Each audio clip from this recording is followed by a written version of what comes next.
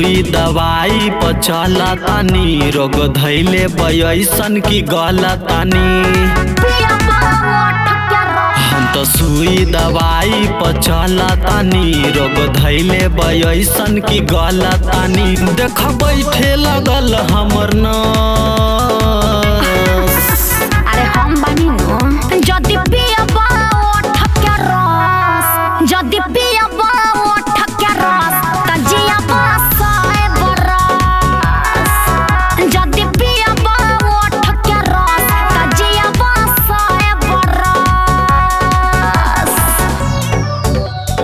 पियबा ओठ के रस त जियबा 100 बरस।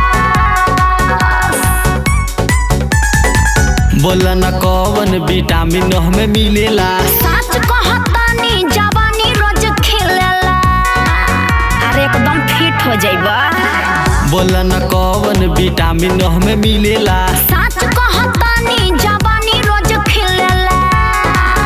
बोला कहताटे वैध की नरस। कि जदी पियबा ओठ के रस, जदी पियबा ओठ के रस त जियबा 100 बरस।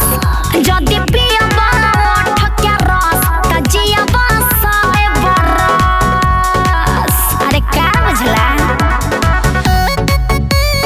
पियबा ओठ के रस, पियबा ओठ के रस त जियबा 100 बरस। Music by Abhay Baba।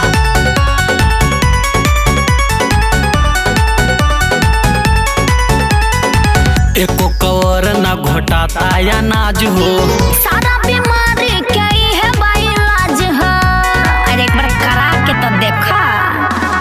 एको कवर न घोटाता या नाज हो। सारा बीमारी के है इलाज है।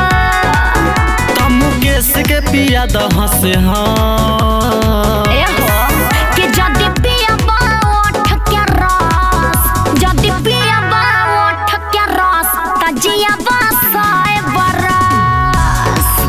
जदी पियबा ओठ के रस त जियबा 100 बरस। ट्राई करके देखा।